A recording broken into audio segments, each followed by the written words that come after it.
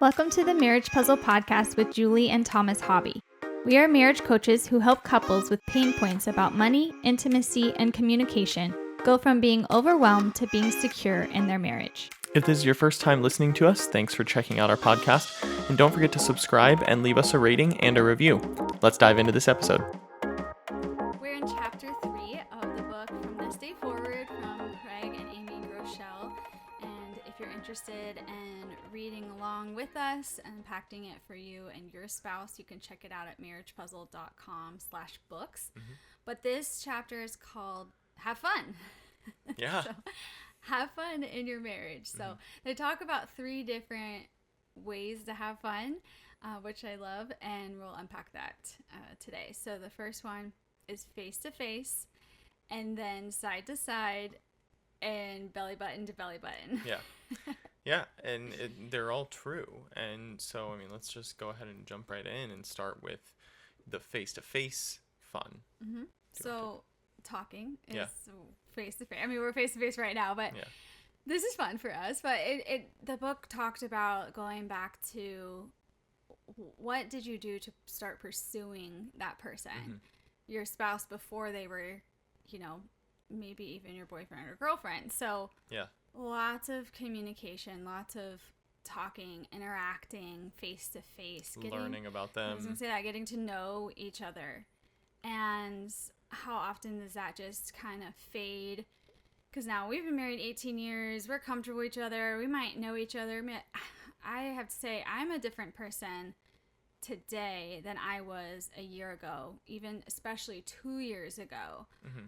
Totally different than I was 18 years ago. Right. And hopefully that's getting better and we're growing together. But I never run out of things to talk to you about, and I hope you're never running out of things to learn about me. Yeah, I would say the learning part, because when you're first starting a relationship, the learning part is so fundamental, more surface level. You're learning favorite colors, favorite foods, things like that. The base stuff that, and it starts as your relationship grows, it starts to get a little deeper, learning about your background and how you grew up and what your first job was and things like that. And so I think that as you start getting to know someone, there's so much more to learn about them. And then later on in your relationship, later on in your marriage, there is less to learn in a way, because you're not getting those quick tidbits anymore. Mm-hmm. So you have to keep drilling deeper to learn more about them, learn something new about your spouse that you maybe didn't know before. Mm-hmm. And that may be new because you just have never touched on that subject in the past. You've never had a situation that you've dealt with that brings up something new for you to learn, which could be something that's, way back from their past. So it could be like that, and you don't really know, or it could be because you've gone through a new season of life and you've learned how your spouse is going to react to that season of life, and what they're going to be like. And so, I can say that for us, when we were going through the process of having kids, I learned during your first labor with the twins how you were more likely to act with the, other pregnancies after that, with the other deliveries after that. And so I also learned, in our season of NICU with the twins versus our season of NICU with Jordan, that how you were going to act, and that you were, you had grown much stronger for the second NICU stay that we had. And so those are things that are circumstantial. You're not going to learn unless you go through certain seasons of life, certain situations.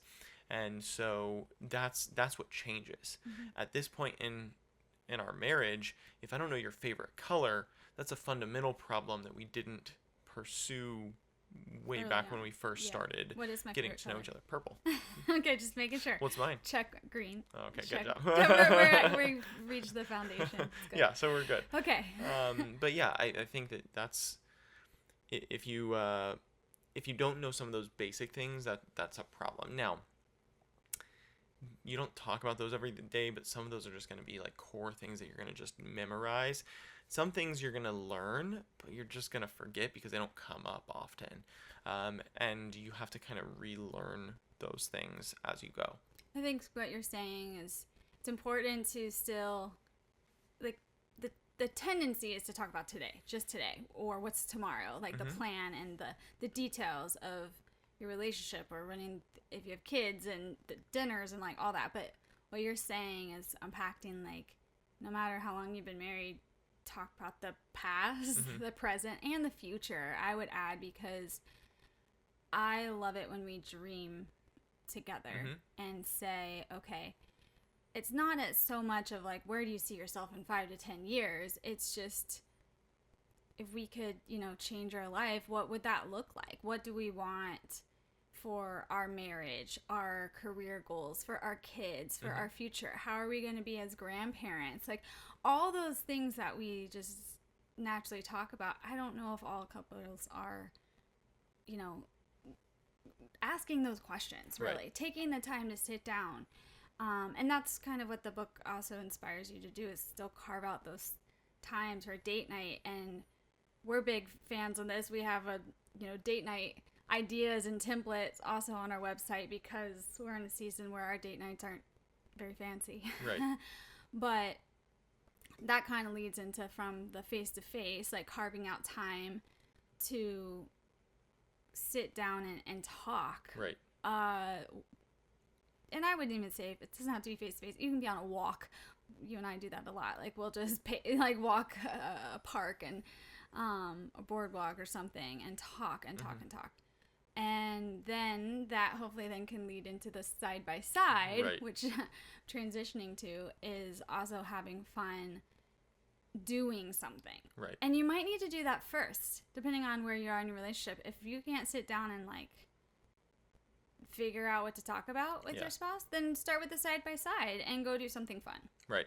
And I think that these two really go hand in hand, because you need to talk about, you need to have that face-to-face fun, talking about dreaming what you're going to do side by side. For those date nights, for the big picture of your marriage, for the big picture of your family, you have to think about that so that you can be walking side by side to accomplish those things that you want to accomplish. Because if we don't talk about that, you're going to be like, I want to do this in our marriage, and I'm going to be like, I want to do this in our marriage, and if we're tethered together but pulling opposite directions, it's just a tug of war game. But if we talk about it, then we can figure out, okay, how do we move forward towards one of those things, or figure out how to move forward towards both of those things simultaneously, or something like that. So I think that, but kind of scaling it down to a more practical sense right now, really finding out how you can have fun together side by side. That's a simple conversation. I mean, you can sit down with your spouse and say, hey, write down 5 things that you enjoy doing, that you typically do on your own, that you think you'd have fun doing with me. And let's talk about them, and let's see which ones I would be able to tolerate, or which ones I would be interested in doing with you. And, figure out which ones mean the most to you. And if as a good husband, I'll be like, okay, if you want to do that, I'm willing to try it. But if it doesn't work, then we'll move on to the next thing. But there's something about even trying something that your spouse likes, and so I think that's a big key as well, to figure that out, and try those things. It's not just talking about it, you have to be about it. Right. And so you have to go from that face-to-face to the side-by-side and actually put something into action. Yeah. Is it something active? Pickleball is really in right now. Is that something you can do together?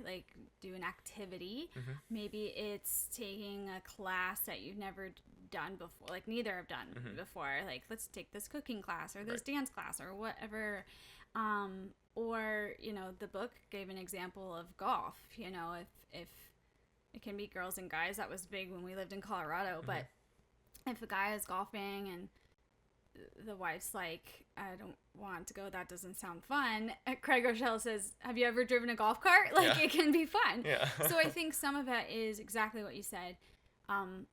Kind of maybe writing it out if you have to before saying it, so you don't get those looks or shut down. Like, just like write out your 5 and then share them with your spouse, and then be open to discussing. Be open to trying it, because it might end up being fun for you too, or it might just be, you know what, that was the greatest connection, and I had fun maybe driving the golf cart because I got to talk to you or spend time with you. And so many times, like, especially when you add kids, it can turn into like, I'll babysit the kids, you go have your guys' day or your fun day, and you'll babysit the kids so I can go get I was gonna say manicure, but I don't think you should do a manicure, but like a pedicure maybe with me. Or could we like figure out how to do some of that together, and it not just be growing our separate ways, trying to have fun, and what can we like infuse into our marriage? Yeah, and you can have the same activity that you do together and separately. So like taking golf, for example, like I would think it's fair to say I probably enjoy golf more than you enjoy golf. Yes. But we've done it together. And it's something we could do together often because you like it enough. Yeah, I wanted to try. That I think we could do it together for a long time, but then it's also okay. Like, you'd be totally fine if I was like, hey, I want to go golfing. Like, and you're like, okay, go see it. Like, that's totally fine to do. It doesn't have to be a sacred thing if you start doing it together. And so, but there's something about that that's really still all about the pursuit, right? And he talked about this as well, the pursuit of one another. And I loved how he described it. In fact, I'm going to tell you the story because I was listening to the audio version of the book. And so I was getting ready, doing something. I had my headphones in, listening to the book, and he starts describing it. He'll do it. I'm probably going to butcher it, but he starts talking about how, you know, men are typically hardwired for the pursuit. Hunters, gatherers, things like that. You're going to go and, you know, win the prize. And so he said, what can often happen is when we, you know, find a girl that we like, we start pursuing them, start dating them, and then we get married, and it's like, cool, great, done, mission accomplished. And so then that can fade away. And he's like, picture that in terms of hunting. Like, if you're a hunter and you go and you kill the deer, you mount the head on the wall. As soon as you get it up there, it starts collecting a little dust. You're like, okay, on to the next trophy. Got to go get the next thing. And so you have to work to continue to pursue your spouse. And so he said, this is the part that really got me, is he said, but ladies, that doesn't mean you're exempt from pursuit. And so from pursuing your husbands. And at that point, I said an audible yes, and I put my arms up in the air. I was all by myself. I was like, yes, like I cheered for it. And I was like, it's absolutely true. I mean, that's been a touchy point in our marriage in the past. And so, but it's true. Just because oftentimes, you know, maybe not every time, but oftentimes the man pursues the woman in the relationship to start, doesn't mean it shouldn't be the other way around as well. And so I think there is some aspect of that goes with both of these first two things, face to face and side by side. You're still looking for how you can pursue your spouse and be engaged with them throughout your marriage. Well, and belly button to belly button. You know, you wanted to go there with the pursuit. Yeah. I think because it's, you know, at least the culture used to be, it's a little changing now. Like you would expect the guys to ask you out, the guy to propose.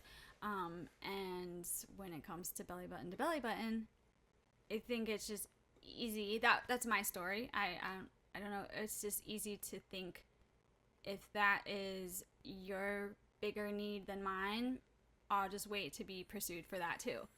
And I think that listening to it and this idea of have fun with your spouse, like, it kind of is like all full circle, and you need all three. You need to be talking, you need to be doing stuff together, having fun, and you need to be intimate. Right. And they all lead into each other though, too. So, you know, if you're like, I'm really struggling with intimacy or even wanting to pursue my spouse, back up to the first what's two wrong options. there? Absolutely. Yeah. What do we need to do to plan a fun day that can lead to that? What do we need to, how can we open up to each other to feel more emotionally connected? Although, I will say, do not wait for the emotional connection before your physical connection if that is lacking.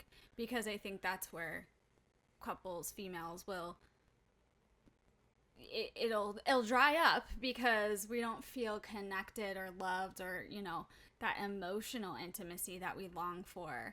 And so we'll kind of deprive in the physical intimacy until we're emotionally filled up. But it's got to be like a give and take. You're talking about a whole different episode here, right? This could be its own whole episode. But I think that you're really onto something there. I think that it can be pretty easily said that you're not going to want to have fun in the bedroom if you're not having fun with each other outside the bedroom. Right. And so if you're not still pursuing your spouse to have that face-to-face emotional connection, that side-by-side fun connection, then the bedroom's not going to be enjoyable either. It's, you know, going to be a tension point. But I think, you know, what you're saying is also really valid because you could be connecting really well emotionally and having fun with your spouse, and circumstantially your lives might be crazy busy. Maybe you work opposite work schedules and it's just, you know, the belly button to belly button time isn't happening, and so, you know, it can fizzle out. On the other hand, what you're saying is if one of you is feeling that emotional disconnect, withholding it in the bedroom is kind of weaponizing it as well. And sometimes that's the spark you need to get the other things going that's too. What I'm like, sometimes and so lean into it. Yeah, you kind of have to figure out what you just have to try something. And you can't withhold, nobody should withhold any one of these from their spouse. Because then it really does kind of turn into weaponizing it in some way. At least purposefully. Circumstantially, situationally, obviously, if there's, you know, health or medical issues going on, like, you have to just work your way through that. If there's schedule conflicts, you have to just plan appropriately to have those opportunities. I mean, utilize all the tools at your disposal for face-to-face. Yes, face-to-face is better in person, but can you video chat with your spouse on their lunch break if you guys are opposite work schedules? We use an app that we send video messages to each other, just like chat messages. And so, just you know, like clear. Just like I'm talking while I'm driving if you can't answer the phone. Yeah, I just like not video. Those kind of messages while we're driving. No, like just talk messages, because it's like sometimes we can't both have even a phone conversation at the same time with our work schedules. But if we're driving, boom, we can just, you know, let the phone record us talking, and it just automatically sends. And so that's a great option as well. So utilize the tools at your disposal to make some of these things happen. And then, figure out something. If you're having a disconnect somewhere, try something. If you're having a disconnect on the intimacy side, maybe it's just best that you just say, hey, let's do this on Friday night at this time. Like we've talked about scheduling it before. Maybe you just got to do it to have that spark. I was going to give her a little tip that because we've gone in and out of the seasons, and same, we'll be like, okay, well, we'll figure out how to talk more. So there, insert the app so I can talk, you know, while I'm driving, things like that. You can listen when you can, vice versa. We're opening up more that way. And then, you know, you can FaceTime or whatever on a lunch break, or, you know, you call me on your way home from work every day, and we catch up on the phone that, yes, you're coming home, but you're coming home and there's 4 kids around. So that's kind of our talk time too. So what works for you for face-to-face? What works side by side? If you do not talk about it and plan it, it will not happen. So get your calendar out, go once a month or whatever, you know, that's only 12 times then. Like, just plan it and make it happen. And even that, don't overthink it, because you have... What are you saying, once a month? What are you saying? Side by side. Okay. Fun. I'm getting to the belly button. Like, wait, I would not promote only that once a month. No, I'm giving tips on how to just action steps to do it. Okay. I'm not there yet. That's fine. That's fair. Sorry, I just wanted to make sure we were on the same page. The once a month is definitely the like side by side doing an activity outside of intimacy. Gotcha. Now I'm clear. Golfing. Axe throwing, I don't know. Watching a movie. Like, yeah. I don't overthink that because you've even told me you would appreciate if I came out and washed the car with you. That's a chore, but like you can have fun at home without spending any money. And like we play a game together, you know, like a board game, but so side by side fun, but it won't happen if you don't talk about it and schedule it. And then, yes, the belly button to belly button, I was going to say, because we've gone in and out of seasons of, like, we're doing it a lot, or it's out of sight, out of mind. Yeah. So our fallback, which I would encourage every couple now, we have a certain day that we know it that day it's going to happen. Can be that morning, that afternoon, that evening, but it's, like, that day. So and hopefully it's more frequent than once a week because it's definitely more frequent than once a month. But that's an anchored it has point. Exactly like, and that's what takes it kind of like adds both. It's scheduled, but again, it's not like maybe it needs to be a certain day and time, but for you, but it's that day. That's what's scheduled, and then the other ones allow us to pursue each other and all that. But in case life gets in the way and to not run dry on the belly button to belly button fun, we have that day. So just a tip for that. Yeah. But yeah, definitely at least once a week, not once a month, to be clear. I like that. Yeah, much better. Awesome. Well, thanks for checking out this episode. We appreciate you tuning in. Make sure you come back and check us out next time. Subscribe to the podcast. Make sure you go check us out on YouTube at Marriage Puzzle. Watch the podcast there. Subscribe to the channel, and then also check us out on social media. And also, if you need help with these areas, we do marriage coaching. So make sure you come to our website and check it out and look into that. And we'd love to book a time and help you out with any of these areas and try and help get your marriage back to having some fun. We will see you next time. See ya.